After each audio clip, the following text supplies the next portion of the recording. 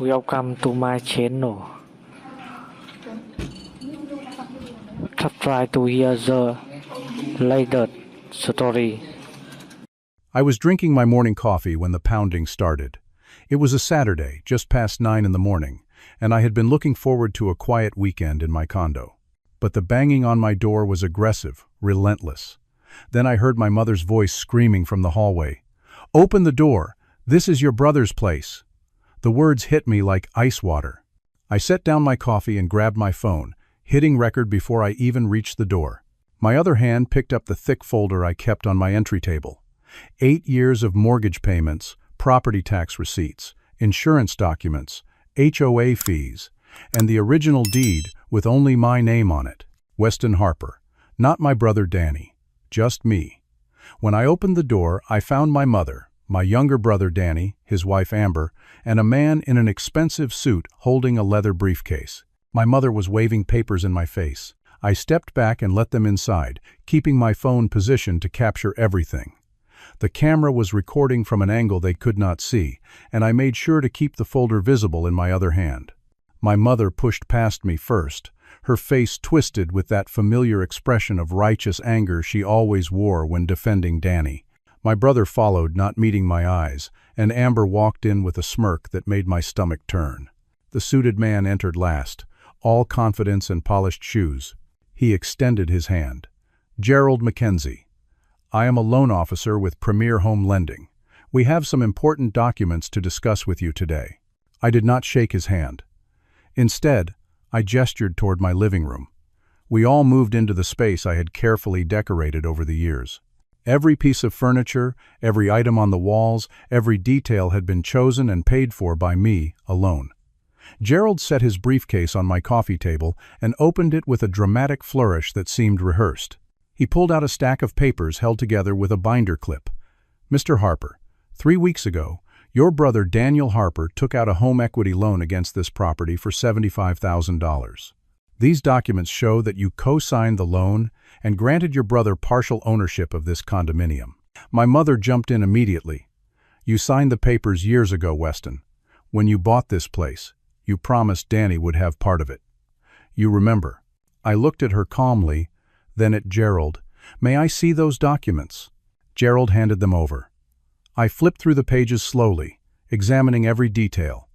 There were loan application forms, property appraisal reports, and several signature pages. And there, on multiple pages, was my signature, except it was not my signature. It was close, very close, but the angle of my capital W was wrong, and the loop in my A was too tight. Someone had practiced forging my name, probably tracing it from documents they had access to, but it was not mine. I set the forged documents on the coffee table and opened my folder. I pulled out the original purchase documents from 8 years ago. The deed showed the property purchased by Weston James Harper with no other names listed. The mortgage was in my name only. I had copies of every single payment I had made over 8 years. Every month, without fail, the payment came from my checking account at First National Bank. I spread the documents across the table in neat rows. Then I pulled out 8 years of property tax payments, all in my name, all paid from my account. Homeowners insurance policies, everyone showing me as the sole owner and policyholder. HOA fee receipts going back to the month I moved in. Utility bills, all in my name. Every single piece of paper proved the same thing. This condo was mine and mine alone. My mother's face was turning red. "That does not matter. Your father left money to both of you. You were supposed to share." I looked at her directly. "Dad left $20,000 to each of us when he died 9 years ago. I used my $20,000 as a down payment on this condo. Danny spent his $20,000 on a food truck business that failed in 6 months and a trip to Las Vegas. That was his choice. This condo has nothing to do with his inheritance. I bought it myself. I have paid for it myself, and I own it myself." Danny finally spoke up, his voice defensive. "Mom said I should have part of it. You make way more money than me. It is only fair." "Fair?" I kept my voice level. "I worked 60-hour weeks for 3 years to save up additional money for this place. I went to community college at night while working full-time to finish my degree. I have never missed a single mortgage payment. Where were you during all that? Where was the help when I was eating ramen noodles for dinner so I could save an extra $100 a month? Amber rolled her eyes and looked at her phone. This is boring. Can we just get to the part where he pays up? Gerald cleared his throat, trying to regain control of the conversation. Regardless of the history, Mr. Harper, these loan documents are legally binding. Your signature is on file with our company. The loan has been dispersed. Your brother has received the $75,000. Now the debt is secured against this property. I picked up the forged documents again. This is not my signature. This is fraud. And I would like to see your identification and your company's licensing information. Gerald's expression hardened. Are you accusing me of something? I am asking to verify your credentials before we continue this conversation. That seems reasonable for someone claiming I owe $75,000. Gerald stood up abruptly. I do not appreciate your tone. My company is fully licensed and legitimate. If you refuse to cooperate, we will have no choice but to pursue legal remedies. That means liens, foreclosure proceedings, and damage to your credit that will follow you for years. My mother stood up too, her voice rising. Just give Danny what he deserves, Weston. Stop being so selfish. Your father would be ashamed of you. The words stung, but I held my ground. Dad would be ashamed of someone trying to steal from their own family using forged documents. Gerald started packing up his papers. You will be hearing from our attorneys. This loan is valid, and it will be enforced. They moved toward the door, my mother still ranting about my selfishness, Danny avoiding my gaze, and Amber typing on her phone. As they reached the doorway, my phone captured Gerald, leaning close to Danny, and speaking in a low voice that he clearly thought I could not hear. Don, not worry. Once we file the lien, he will have to pay us or lose the place. We split it 3 ways like we agreed. The door slammed shut behind them. I stood in my living room, my hands shaking slightly from the adrenaline, and replayed that last sentence in my mind. 3 ways. Gerald, Danny, and presumably Amber. This was not a legitimate loan. This was a coordinated scheme to extort money from me or steal my property, and I had it all on video.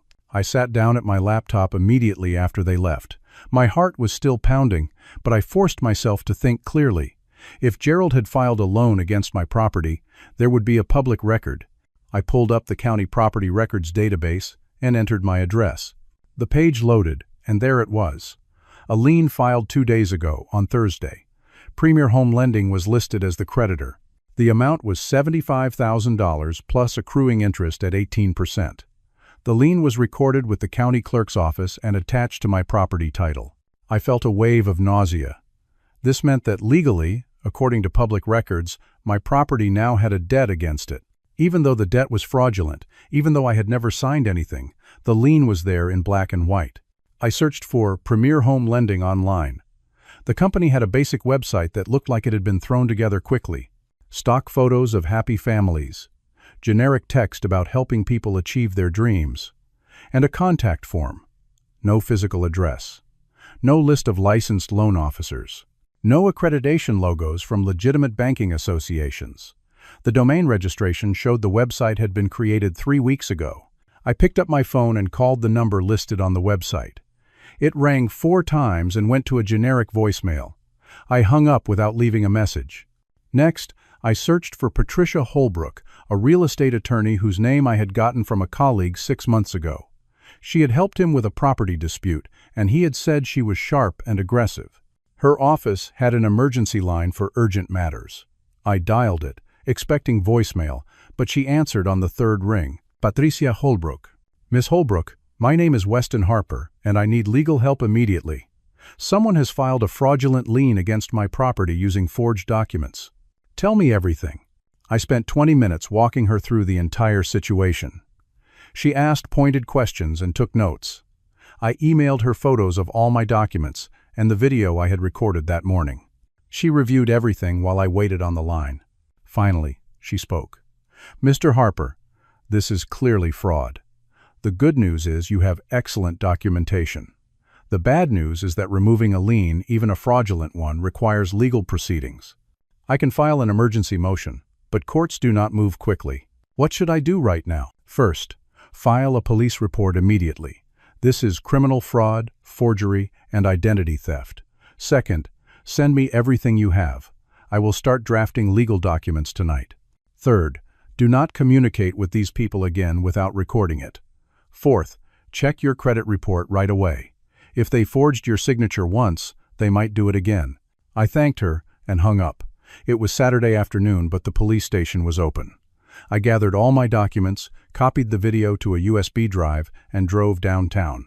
The officer at the front desk directed me to Detective Luis Santos, who was working weekend duty.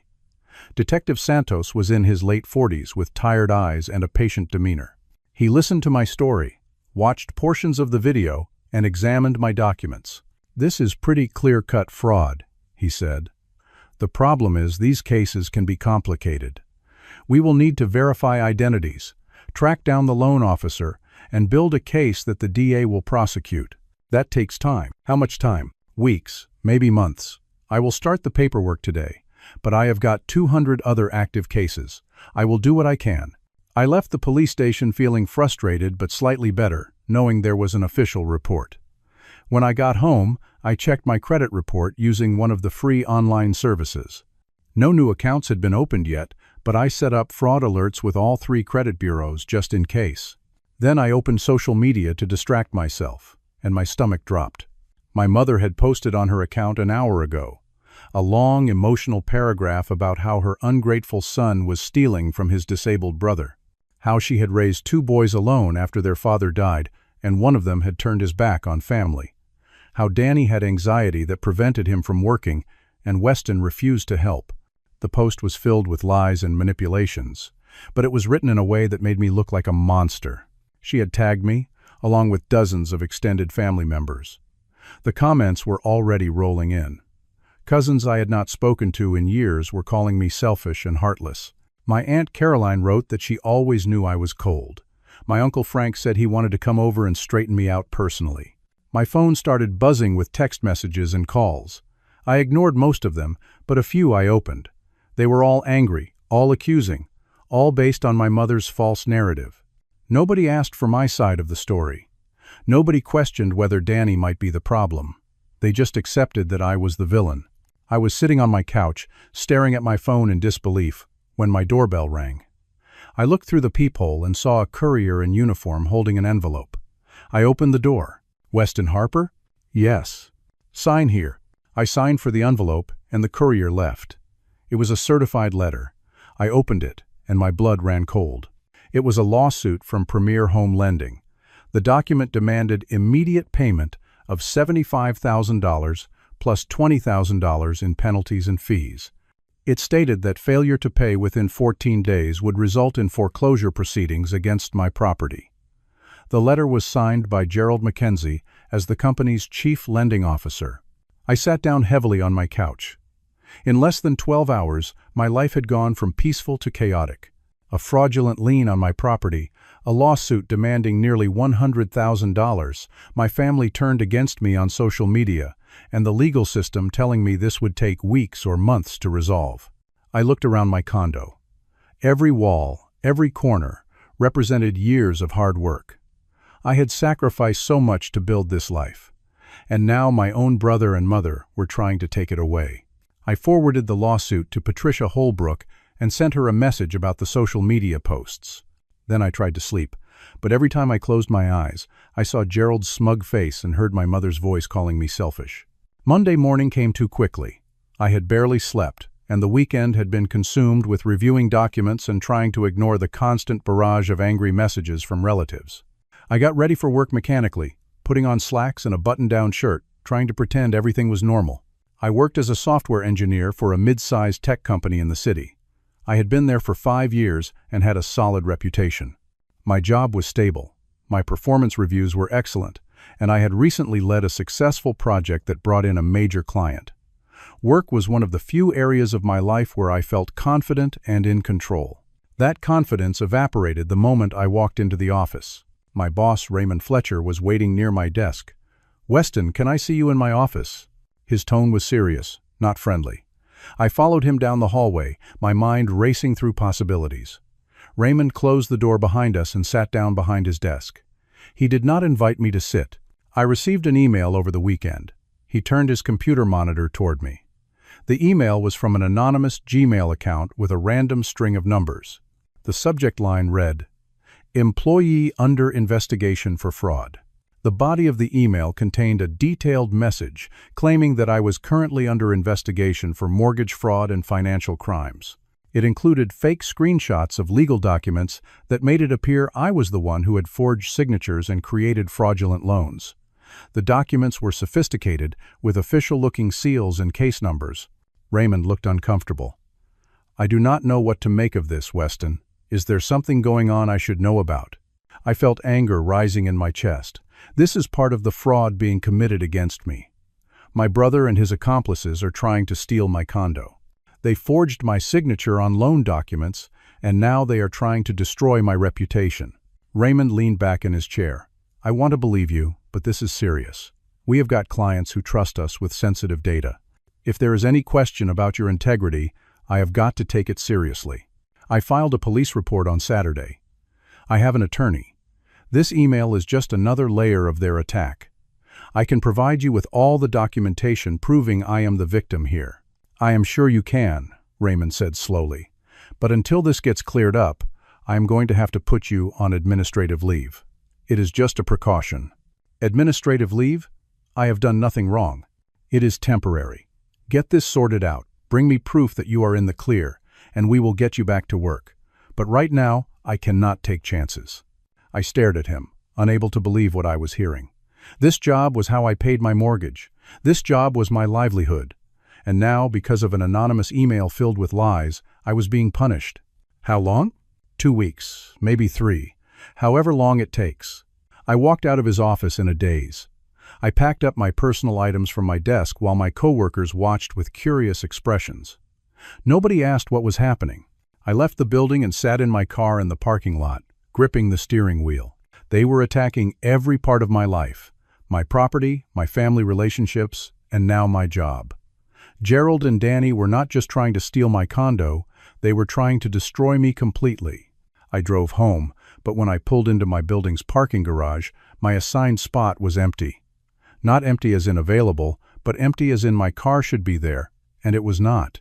I parked in a visitor spot and went to the building management office. The property manager, a woman named Teresa, looked up when I entered. "Oh, Mr. Harper, we were going to call you. Your vehicle was towed this morning." "Towed? Why?" "We received paperwork indicating that Daniel Harper is the rightful owner of your unit. The paperwork authorized us to remove any unauthorized vehicles from the premises." I felt my face flush with heat. That paperwork is fraudulent. I own my condo. I have the deed, the mortgage, everything. My brother is trying to steal my property. Teresa looked distressed. "I am so sorry. We just follow the instructions we receive. You will need to contact the towing company to retrieve your vehicle." "Which company?" She gave me the name and address. I left the office and called them from my cell phone. The towing fee was $350. I did not have much choice. I called a rideshare and went to the impound lot. The lot was surrounded by chain-link fence topped with barbed wire. Inside, rows of cars sat baking in the sunday. I paid the fee with my credit card, feeling every dollar as a fresh wound, and drove my car out of the lot. When I got home, I called Patricia Holbrook. She answered on the second ring. They got me suspended from work and had my car towed. She exhaled sharply. "They are escalating. This is a coordinated harassment campaign designed to pressure you into settling. Do not give in." "I am trying not to, but I do not know how much more I can take. I have been doing research. Your Gerald Mackenzie is using an alias. His real name is Gerald Pritchard, and he has run similar scams in 3 other states. There are warrants for his arrest in Nevada and Arizona. He targets people with family disputes, convinces a family member to forge documents, and then extorts money. He usually takes 40 to 50% of whatever they get. So Danny gets half, and Gerald gets half, most likely. I have also found 2 other victims in nearby counties from the past year. One of them settled for $30,000 just to make it stop. The other one is still fighting. What happened to that person? Patricia paused. They lost their house. The legal fees and stress became too much, and they walked away. That is not going to be me. Good. Stay strong. I am filing motions, and Detective Santos is building a case. But these things take time. Time I do not have. The foreclosure deadline is in less than 2 weeks.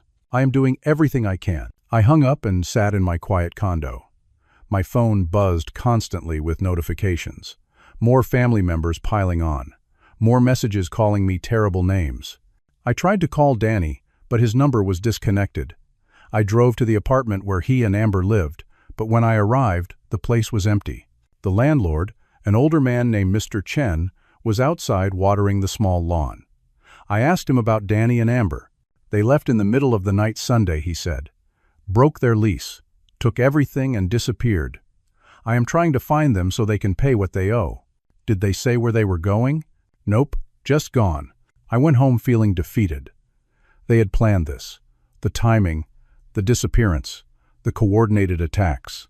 This was not some impulsive scheme. They had thought it through. That evening, I checked my credit report again. Someone had tried to open 4 different credit cards in my name over the weekend. All the applications had been denied because of the fraud alert I had placed, but the inquiries had dropped my credit score by 40 points. My mother called. I almost did not answer, but I wanted to hear what she would say. I put the call on speaker and started recording. Weston, honey, please, just give Danny what he deserves. Her voice was syrupy sweet, the tone she used when she wanted something. It made my skin crawl. He deserves nothing. He is committing fraud. He is desperate. Amber is pregnant. They need money. Amber is pregnant? I had seen Amber 2 days ago, and she had not looked pregnant. This was just another lie. That is not my problem. If you do not settle this, something bad might happen. Danny knows people who can make your life very difficult. Are you threatening me? I am trying to protect you. Just give him $30,000, and he will make this all go away. $30,000? For what? For forging my signature and trying to steal my home? You are being selfish. Your father would be so disappointed. She hung up before I could respond. I saved the recording and sent it to Patricia. It was clear extortion, but proving it in a way that would lead to charges was another matter.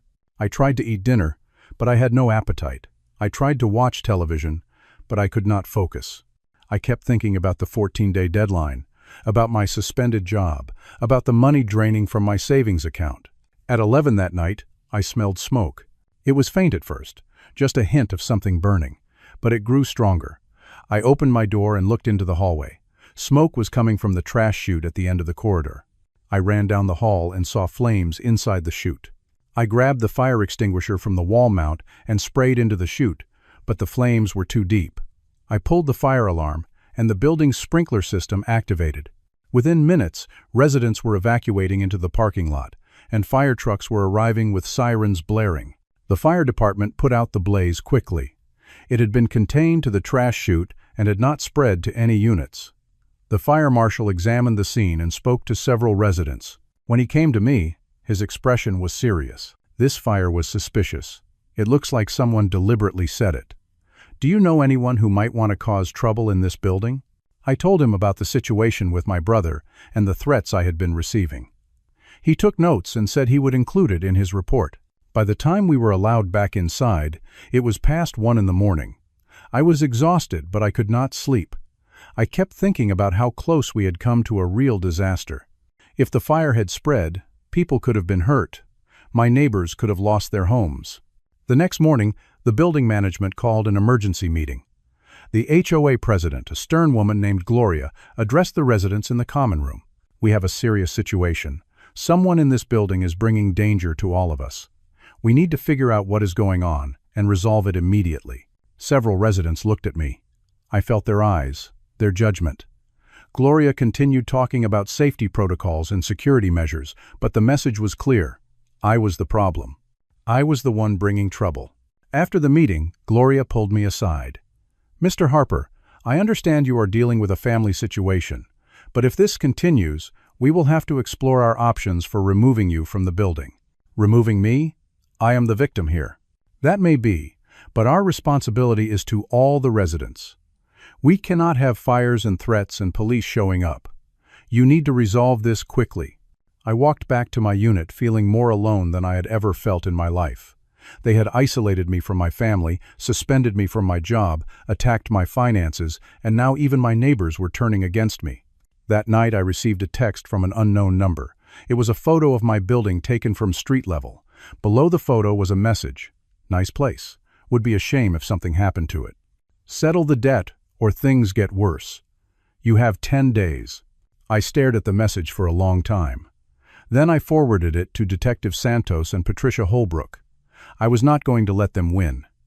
But I also did not know how much more I could endure. I called Detective Santos first thing Tuesday morning. He answered after several rings, and I could hear voices and activity in the background. Detective, I received a threatening text last night. I forwarded it to you. I saw it, he said. The problem is, we do not know who sent it. The number is probably a burner phone. Without being able to identify the sender, there is not much I can do right now. What about the fraud case? What about Gerald? We are working on it. I have contacted authorities in Nevada and Arizona about the warrants. We are trying to locate him. But Mr. Harper, I have 200 active cases on my desk. I am doing what I can, but these investigations take time. I do not have time. They are threatening to foreclose in 10 days. I understand your frustration. Keep documenting everything. If anything else happens, call me immediately. I hung up feeling more hopeless than before. The legal system was not designed for speed. It was designed for thoroughness, for due process, for fairness. But none of that helped me when I was facing a 14-day deadline. Patricia Holbrook called me an hour later with an update. I filed emergency motions yesterday to remove the fraudulent lien. The court scheduled a hearing for 3 weeks from now. 3 weeks? That is past the foreclosure deadline. I know. I also filed for an expedited hearing, but the judge denied it. The court does not see this as an emergency because you are not in immediate physical danger. Property disputes move slowly. What about a restraining order? I filed for that too, against Danny, Amber, and Gerald. But we cannot serve them the papers because we do not know where they are. The last known address was the apartment they abandoned. I have got a process server trying to locate them, but so far, nothing. So basically, I am just supposed to wait while they destroy my life? I am sorry, Weston. I am doing everything within the legal system. But the system has limitations. After I hung up with Patricia, my phone rang again. It was the HR department at my company. I answered with a sense of dread. Mr. Harper, this is Jennifer from Human Resources. We need you to provide documentation proving that the fraud allegations against you are false. I sent everything to Raymond on Friday.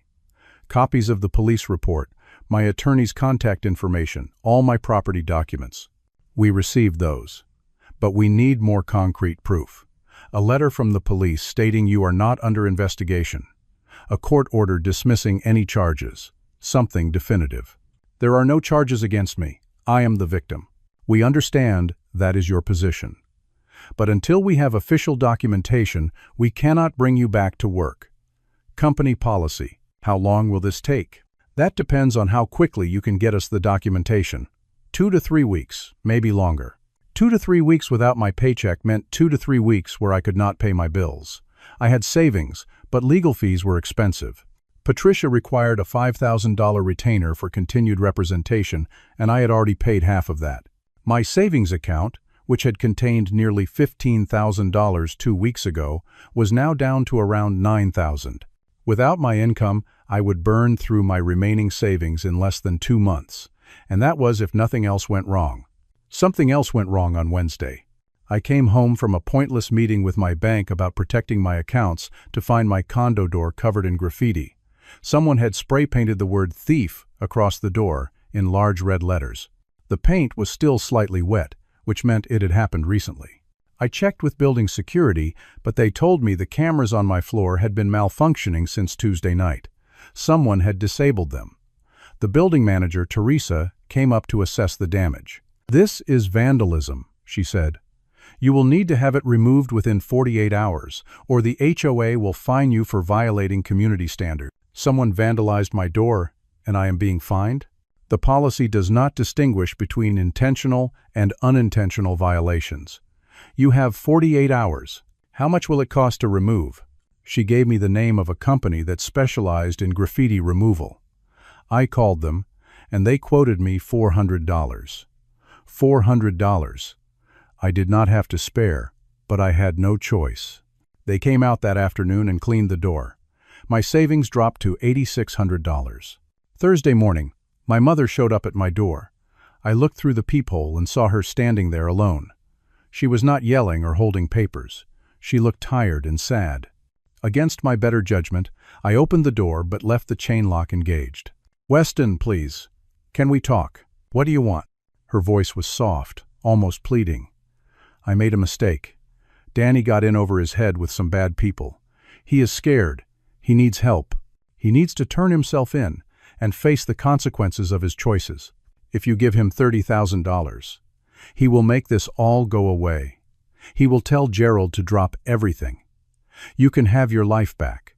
"You mean if I pay him $30,000 to stop committing crimes against me? He is your brother. He is a criminal, and so are you for helping him." Her expression changed instantly. The sadness vanished, replaced by cold anger.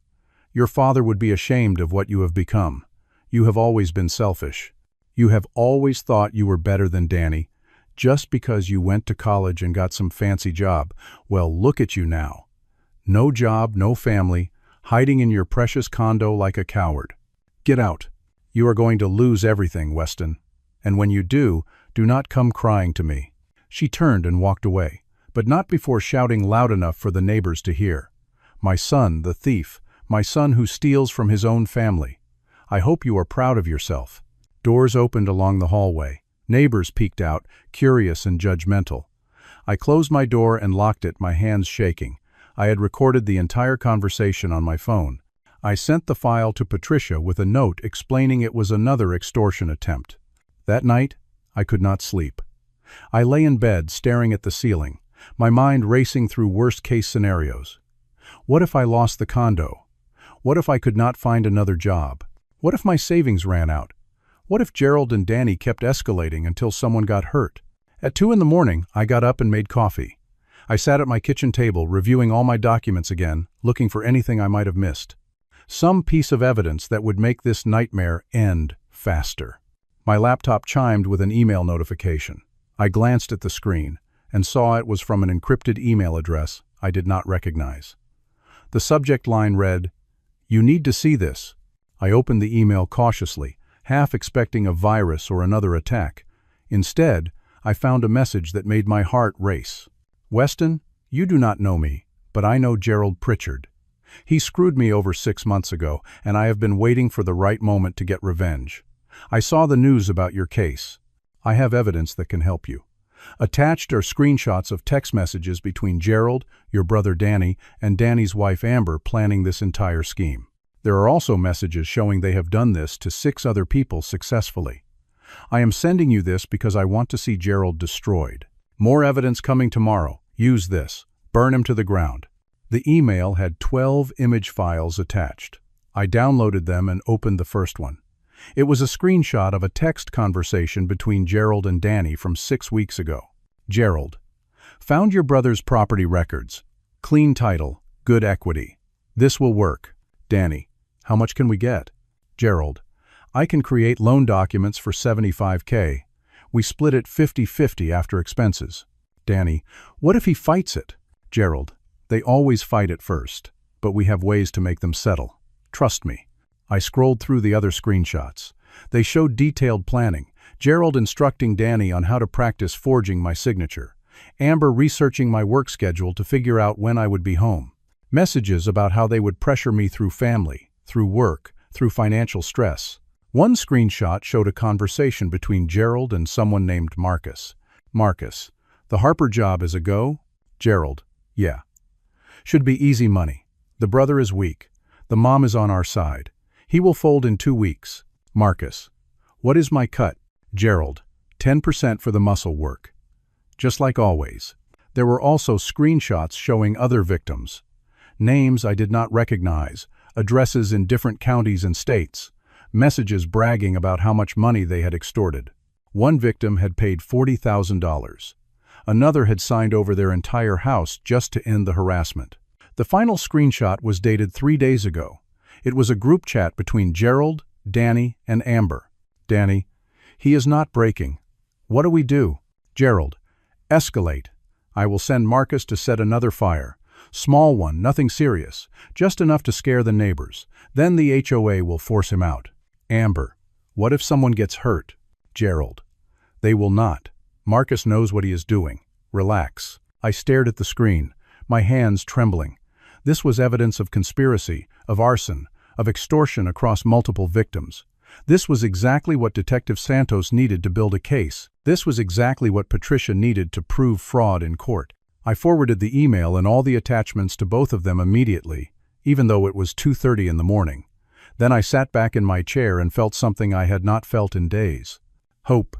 I did not hear back from Patricia or Detective Santos immediately because it was the middle of the night. I tried to sleep but could not. I kept checking my email, hoping for a response, hoping for confirmation that the evidence would change everything. By 6 in the morning, I gave up on sleep. I made more coffee and paced around my condo. The sun was just starting to rise, casting orange light through my windows. Friday morning felt like it should bring relief, but instead, I just felt exhausted and anxious. Patricia called at 8. I answered before the first ring finished. Weston, I got your email. This is incredible. This is exactly what we need. Can we use it in court? Absolutely. It shows premeditation, conspiracy, multiple victims. This elevates the case from simple fraud to organized criminal activity. I am calling Detective Santos right now. Does this mean we can stop the foreclosure? I am filing new emergency motions today with this evidence attached. A judge will have to take this seriously. I felt a weight lift slightly. Finally, something was going my way. But Patricia continued. However, you need to be prepared. Even with this evidence, the legal process takes time. We still need to serve papers, wait for hearings, and prove authenticity of the screenshots. It is going to be at least another week, maybe 2. The foreclosure deadline is in 6 days. I know. I am doing everything I can. After we hung up, I checked my email again. There was a new message from the encrypted address. This one had a video file attached and a brief message. This is Gerald admitting everything. Recorded 2 months ago. I downloaded the video. It was shaky footage, clearly recorded on a phone hidden somewhere. The video showed Gerald sitting in what looked like a bar, talking to another man I did not recognize. The audio was slightly muffled but understandable. Gerald's voice. The beauty of this system is we never lose. Either they pay us to go away, or we force a foreclosure and buy the property at auction for pennies on the dollar. Either way, we profit. Other man. What about the legal risk? Gerald. Minimal. Most people do not have the money or energy to fight. They settle. And the few who do fight get buried in paperwork until they give up.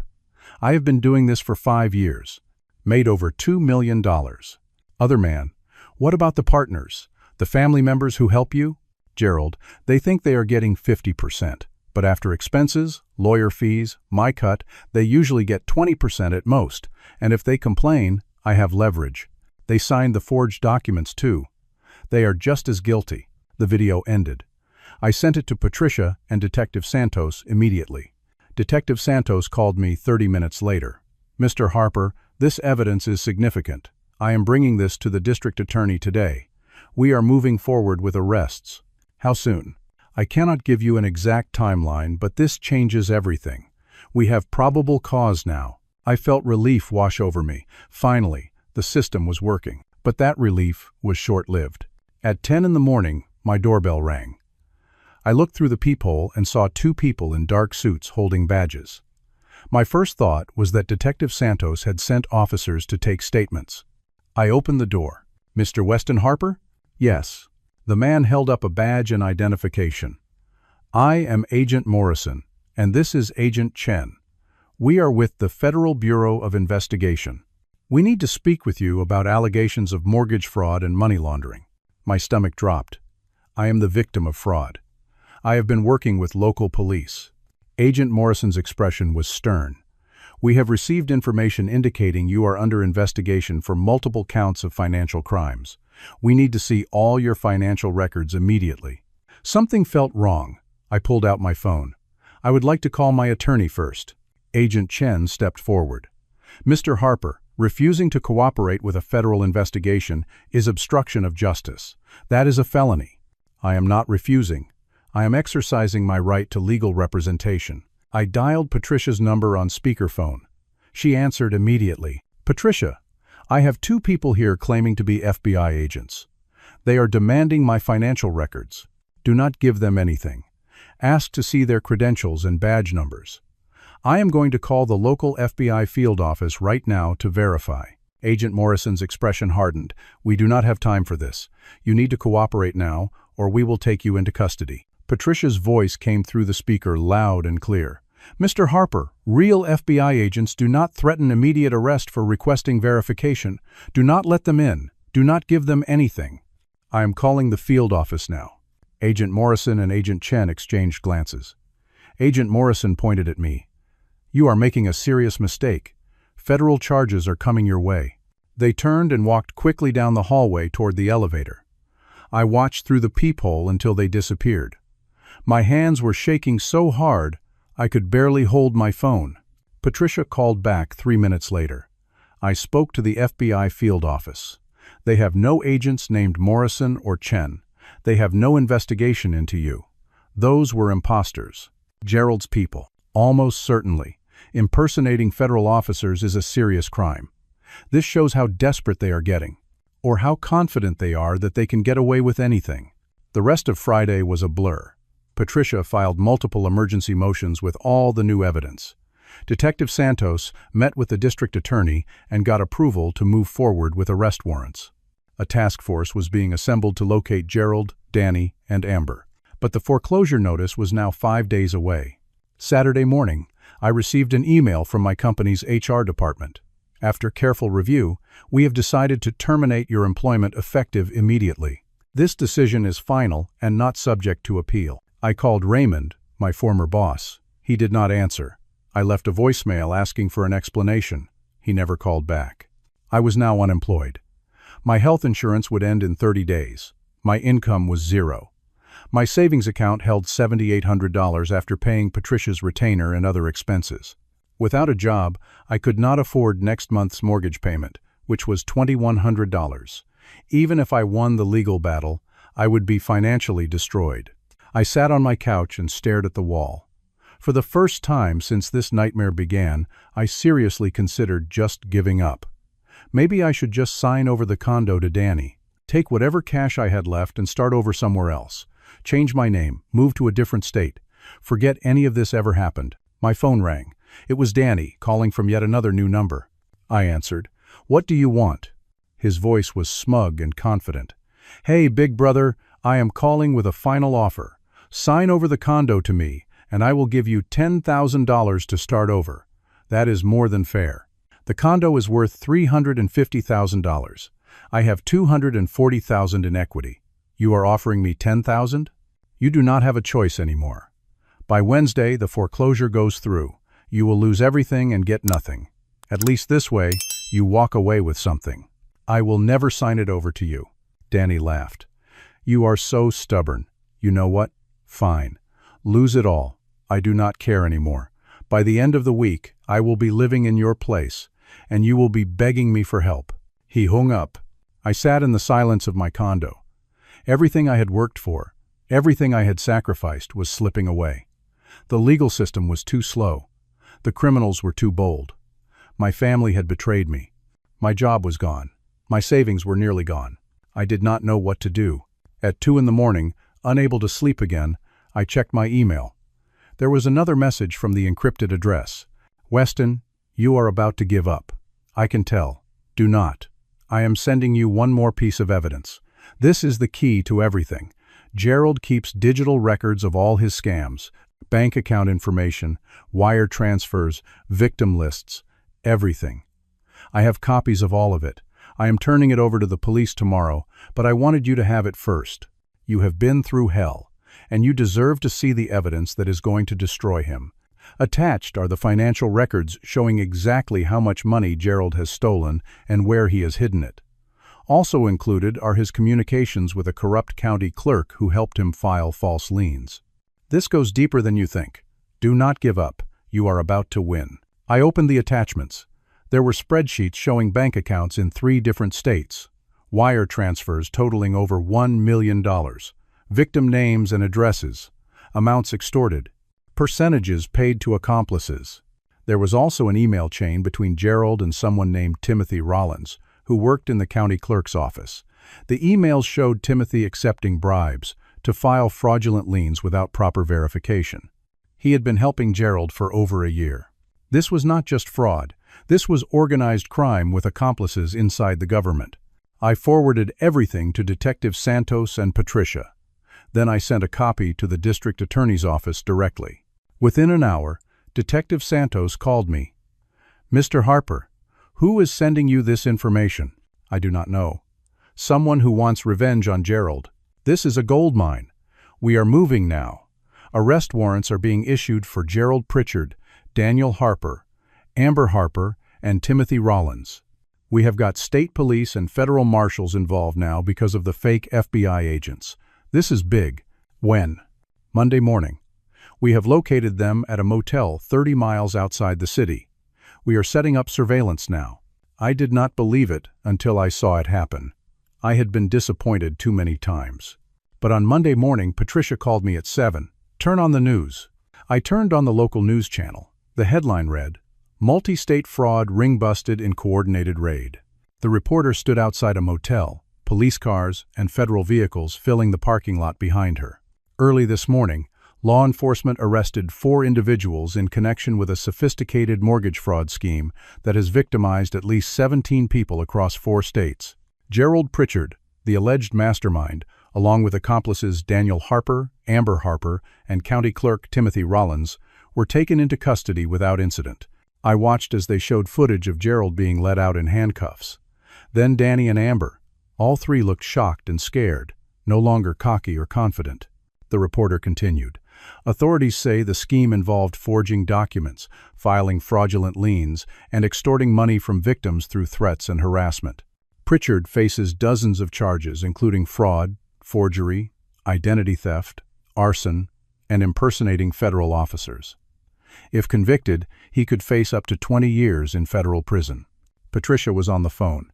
"We did it, Weston. It is over." But I could not feel relief yet. What about the lien? What about the foreclosure? I filed emergency motions this morning with copies of the arrest warrants. A judge reviewed everything an hour ago. The lien is removed. The foreclosure is blocked. Your property is clear. I sat down heavily. It is really over? The criminal part is just beginning, but yes, for you, it is over. You won. The next few days felt surreal. After weeks of constant stress and fear, suddenly everything shifted. Detective Santos called me Monday afternoon to give me updates. Gerald, Danny, and Amber were all being held without bail. The evidence was overwhelming, and none of them were cooperating with investigators. Gerald had lawyered up immediately and refused to say anything.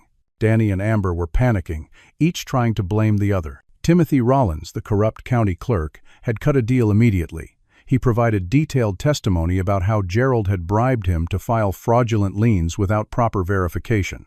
In exchange for his cooperation, he received a reduced sentence of 3 years in prison and permanent loss of his government position. Patricia met with me on Tuesday to review the legal aftermath. "The lien on your property has been officially removed. I have a certified copy of the court order. Your title is completely clear." She handed me the document. I stared at it, barely believing it was real. What about the lawsuit from Premier Home Lending? Dismissed with prejudice. That means it cannot be refiled. The fake company has been shut down, and its assets are being seized by the state. What happens to Danny and Amber now? They are facing serious charges: conspiracy to commit fraud, forgery, identity theft, and accessory to arson. The district attorney is pushing for maximum sentences because of the coordinated nature of the scheme and the number of victims. How long? Patricia consulted her notes. Based on similar cases, Danny is looking at 4 to 6 years in state prison. Amber might get 3 to 5 years. It depends on their plea deals. And Gerald? He is facing federal charges, in addition to state charges: wire fraud, mail fraud, impersonating federal officers, racketeering. The feds are very interested in him because the scheme crossed state lines. He is looking at 15 to 20 years minimum. I felt a wave of emotion: relief, vindication, exhaustion. What about my job? Patricia smiled. I took the liberty of sending a detailed letter to your former employer, explaining the entire situation, including copies of the arrest warrants and court documents proving you were the victim. I also suggested that their hasty termination without proper investigation might constitute wrongful termination. Did they respond? Your boss, Raymond, called me this morning. They want you to come back. They are offering you your position back with a raise and back pay for the time you were on administrative leave. I did not know what to say. You do not have to take it, Patricia said. After what they put you through, you would be justified in declining. But the offer is there. I will think about it. Over the next week, I learned more about the full scope of Gerald's operation. Harper, the anonymous informant who had sent me all the evidence, was finally identified. Her real name was Harper Brennan, and she had been Gerald's girlfriend and partner for 2 years. She had helped him run the scams until Gerald cheated her out of $50,000 and started sleeping with Amber behind her back. When Harper found out, she decided revenge was more valuable than money. She had been collecting evidence for months, waiting for the right moment. When she saw that Gerald was targeting me and that I was fighting back instead of settling, she saw an opportunity. She provided everything to me and to the police, and in exchange, she received full immunity from prosecution. Detective Santos told me that Harper's evidence led to the identification of 14 additional victims who had not reported the crimes. Some had been too embarrassed, some had been too scared, and some had not realized they could fight back. A support group formed among the victims. We met for the first time on a Saturday afternoon in a community center conference room. There were 11 of us. Some had lost their homes. Some had paid tens of thousands of dollars to make it stop. One woman had been targeted by Gerald using her own sister as the accomplice. We shared our stories, our pain and our anger. But we also shared something else: determination. We decided to form an advocacy organization to push for stronger laws against mortgage fraud and identity theft. We wanted to prevent this from happening to others. Local news picked up the story. A reporter named Jennifer Mason interviewed me and several other victims. The segment aired on the evening news and was picked up by regional outlets. The exposure led to 3 more victims coming forward with similar experiences. The district attorney used all of this to build an even stronger case. By the end of the month, Gerald, Danny, and Amber all took plea deals to avoid trial. Gerald pled guilty to 12 counts of fraud, forgery, and racketeering. He was sentenced to 12 years in federal prison with no possibility of early release. He was also ordered to pay full restitution to all victims, though nobody expected to see much of that money since most of his assets had been seized. Danny pled guilty to conspiracy, to commit fraud, forgery, and identity theft. He was sentenced to 4 years in state prison and ordered to pay me $30,000 in restitution. Amber pled guilty to similar charges and received 3 years in prison. I attended all 3 sentencing hearings.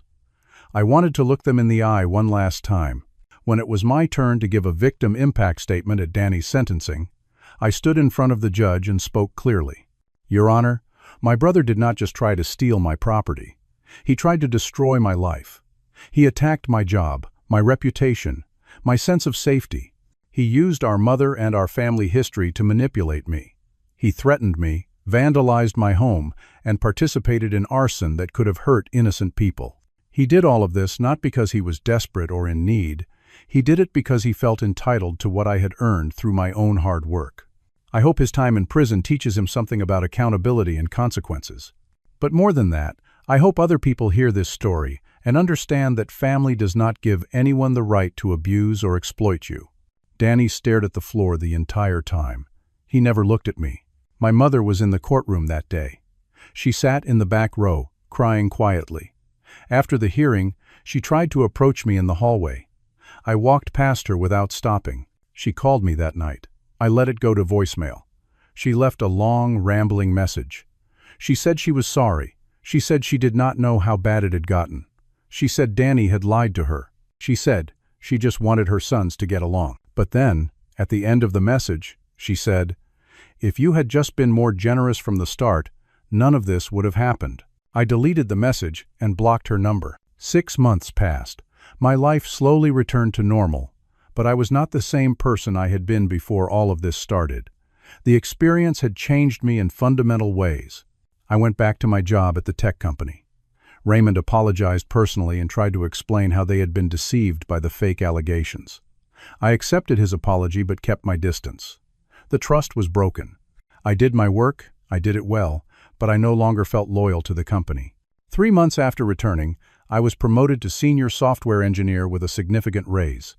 The company was trying to make amends. I accepted the promotion but started looking at other opportunities. I wanted a fresh start. My condo was still mine, fully paid for through my mortgage, with no liens or clouds on the title.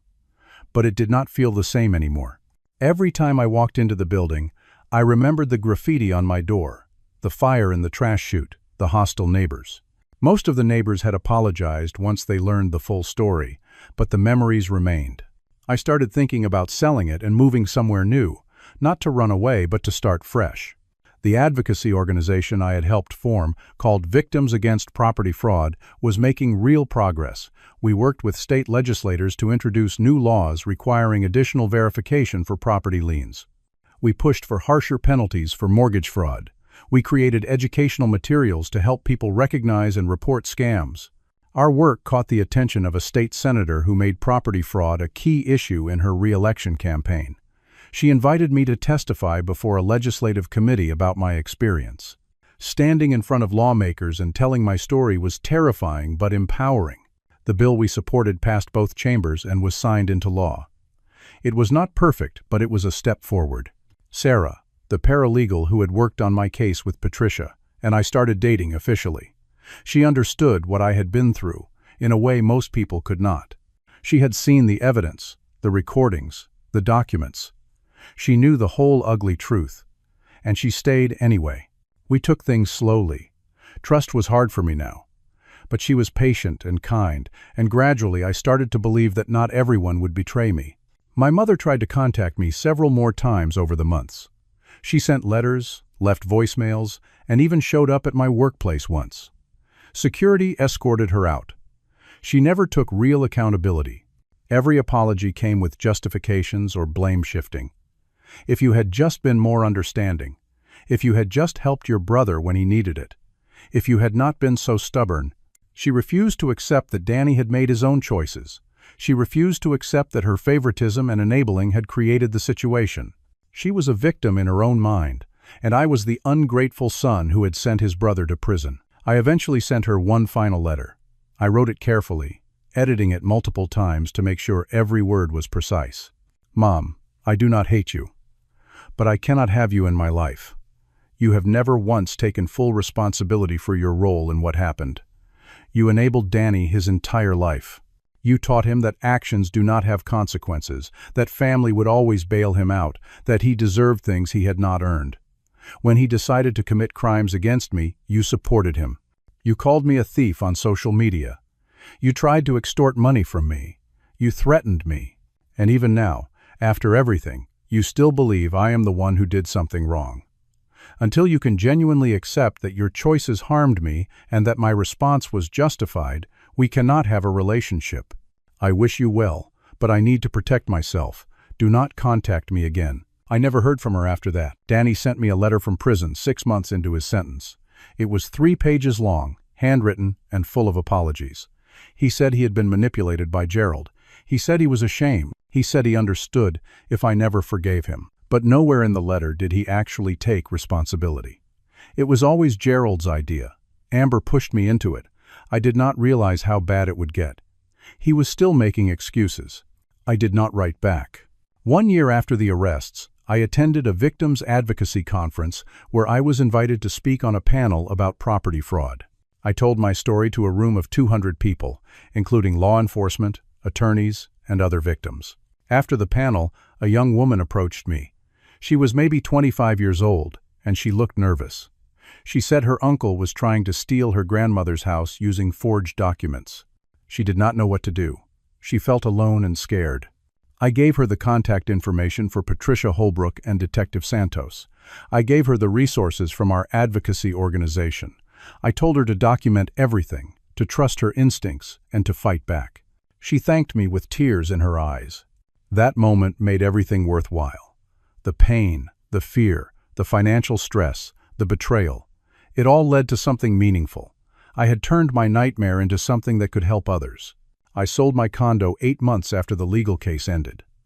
I got a fair price, and after paying off the remaining mortgage, I walked away with $260,000 in equity. I bought a smaller place in a different part of the city, a quiet neighborhood where nobody knew my story. The new condo felt like mine in a way the old one never could again. It was a fresh start. I changed jobs too. I left the tech company and joined a smaller startup focused on cybersecurity. The work was interesting, the culture was better, and nobody there knew anything about my past unless I chose to share it. Sarah moved in with me after we had been dating for 10 months. It felt right. She brought light and laughter into my life. She reminded me that not everyone was out to hurt me. We talked about getting married someday, but we were not in a hurry. We were building something slowly and carefully, based on trust and honesty. I thought a lot about my father during that time. He had died 9 years earlier, before any of this happened. I wondered what he would have thought. Would he have been proud of how I stood up for myself? Would he have been heartbroken that his family fell apart? I decided he would have been proud. My father was a man who believed in hard work and integrity. He would have understood why I fought back. He would have understood why I cut ties with my mother and brother. He would have wanted me to protect what I had built. The lesson I learned from all of this was simple but profound. Family does not give anyone the right to abuse or exploit you. Love does not mean accepting destruction. Sometimes, protecting yourself requires standing alone. Sometimes, the family you build through your choices and boundaries is more valuable than the family you are born into. I also learned the importance of documentation. My meticulous record-keeping saved me. The videos and recordings I made provided the evidence that brought criminals to justice. If I had not been prepared, if I had not been careful, I might have lost everything. And I learned that justice takes time, but it is worth pursuing. The legal system is slow and imperfect, but it can work if you persist. If I had given up during those dark days when everything seemed hopeless, Gerald would still be running scams. Danny and Amber would still be free. Other victims would still be suffering in silence. Standing up mattered. 2 years after it all began, I stood in my new condo, looking out the window at the city skyline. Sarah was in the kitchen making dinner. Music played softly in the background. My phone sat on the table, silent and peaceful. No threatening texts, no angry relatives, no fake federal agents. I thought about that text message I had received during the worst of it. Nice place. Would be a shame if something happened to it. Nothing had happened to it because I fought back. And now I had an even nicer place. One that represented not just my hard work but my resilience. The home I defended was not just made of walls and a mortgage. It was built on principle. It was built on the understanding that I deserved what I had earned, that I did not owe anyone my destruction, that standing up for myself was not selfish. It was built on the belief that sometimes you have to fight for what is right, even when everyone tells you to give up, even when the system seems stacked against you, even when your own family becomes your enemy. I learned that the family you choose through your actions and boundaries is sometimes more valuable than the family you are born into. And I learned that home is not just a place. It is a sense of safety, of autonomy, of integrity. It is the life you build through your choices and your refusal to accept less than you deserve. I had my home, I had my peace, and I had earned both. Now I want to ask you something. Have you ever had to stand up to family members who felt entitled to what you worked for? Have you ever had to draw hard boundaries with people who claimed to love you but treated you with disrespect? How did you handle it? I would love to hear your stories and experiences in the comments below. If this story resonated with you, please hit that like button. It helps more people find these stories and maybe help someone who is going through something similar realize they are not alone. And if you have not already, please subscribe to the channel so you do not miss future stories. Sharing this video with someone who might need to hear it could make a real difference in their life. Thank you for listening to my story. I hope it reminded you that standing up for yourself is not selfish, it is necessary. I hope it showed you that justice, while slow, is possible. And I hope it encouraged you to protect what you have built, even when the cost is high. Take care of yourselves, set boundaries, document everything. And remember that you deserve to feel safe in your own home and your own life. Until next time.